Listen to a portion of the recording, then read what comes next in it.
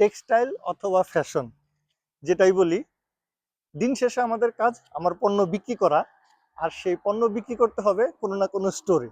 So আজকে আমি বলবো স্টোর বেসড রিটেল ফরম্যাট নিয়ে। অনেক ধরনের ফরম্যাটই আছে, তার মধ্যে ৬-৭ ধরনের রিটেল ফরম্যাট আমাদের চতুর্দিকে সবচেয়ে বেশি ব্যবহৃত হয়। যদি এক নম্বরে বলি, সেটা হচ্ছে স্পেশালিটি স্টোর। স্পেশালিটি স্টোরটা হচ্ছে আম একটা নির্দিষ্ট ধরনের বা কয়েক ধরনের পণ্য নিয়ে যে স্টোরগুলো হয়। যেমন একটা ব্র্যান্ড শপ যেগুলো হয়, স্যামসাং এর একটা মোবাইল শপ, বা নাইকির একটা শু স্টোর, বা বাংলাদেশে যদি বলি ইয়েলো, সেখানে ধরলাম ইয়েলোতে শুধু কিছু পোশাকই বিক্রি হয়, শার্ট, প্যান্ট বা টেক্সটাইল রিলেটেড পণ্য, বা নাইকিতে শুধু জুতাই বিক্রি হয়। এটা হচ্ছে স্পেশালিটি স্টোর।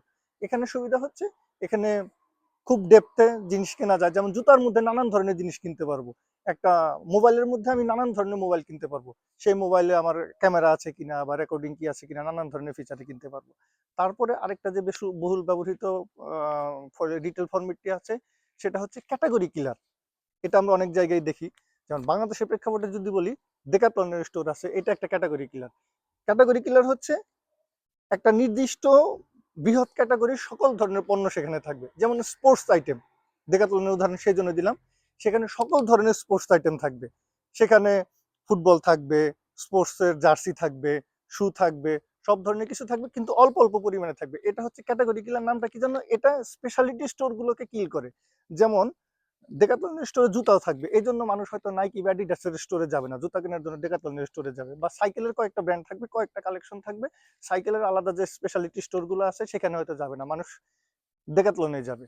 অথবা আমরা যদি জার্মানির উদাহরণ দিই, সেক্ষেত্রে আমাদের আছে মিডিয়া মার্ক বা জাতুন, এরকম দোকান আছে যেখানে ইলেকট্রনিক্স পণ্য পাওয়া যায়। ল্যাপটপ আছে, তারপর মোবাইল আছে, বা ওয়াশিং মেশিন থেকে শুরু করে টিভি সবকিছুই আছে। এই ধরনের সকল কিছুর ক্যাটাগরি সে কি করবে, এটা হচ্ছে ক্যাটাগরি। এরপর আরেকটি জনপ্রিয় এবং বহুল ব্যবহৃত স্টোর ফরম্যাট হচ্ছে ডিপার্টমেন্টাল স্টোর। এই স্টোরগুলো বর্তমানে খুব গ্রোয়িং। বিশেষ করে আমরা যদি বাংলাদেশের প্রেক্ষাপটে বলি, উদাহরণ খুবই সহজ, যেমন স্বপ্ন। এখানে এক ছাতার নিচে অনেক ধরনের আইটেম থাকবে। সেখানে খাদ্য সামগ্রী থাকবে, সেখানে স্টেশনারি থাকবে, সেখানে কিছু হার্ডওয়্যারও থাকবে, কিছু পোশাক আইটেম থাকবে। এক ছাতার নিচে অনেক ধরনের প্রোডাক্ট থাকবে, এবং খুব কমন প্রোডাক্টগুলো থাকবে, আনকমনও থাকবে, এবং তারা সবসময় চেষ্টা করবে যে কম দামে মানুষের কাছে পণ্য দেওয়ার।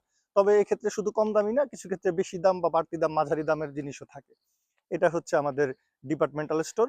আমাদের জার্মানিতেও আমাদের এই ধরনের প্রচুর আছে, যেমন আমরা বলি আলদি আছে, আমাদের লিডেল আছে, রেভে আছে, এরকম আরো অনেক অপশন আছে। এটা হচ্ছে ডিপার্টমেন্টাল স্টোর। ডিপার্টমেন্টাল স্টোরের সাথে সিমিলারিটি আরেকটা স্টোর আছে, এটা হচ্ছে ফুল লাইন ডিসকাউন্টেড স্টোর। বলতে গেলে ডিপার্টমেন্টাল স্টোর এইরকমই থাকবে, কিন্তু এটা আরো বৃহৎ পরিসরে। মানে এসকিউ থাকবে অনেক বেশি। যেমন আমরা যদি আন্তর্জাতিক উদাহরণ দেই, সেটা আমরা বলা যেতে পারে হচ্ছে ওয়ালমার্ট, কে মার্ট, এরকম। বাংলাদেশে আসলে এরকম ফুল লাইন ডিসকাউন্টেড স্টোর হয়তো আছে, আমার জানার বাইরে অনেক কিছুই আছে। স্টোর বেস রিটেল ফরম্যাটে আরেকটি জনপ্রিয় ফরম্যাট হচ্ছে ভ্যারাইটি স্টোর। আমরা প্রায়ই আশেপাশে অনেক দোকানের সামনে দেখি নূর ভ্যারাইটিস স্টোর, অমুক ভ্যারাইটিস স্টোর, তমুক ভ্যারাইটিস স্টোর।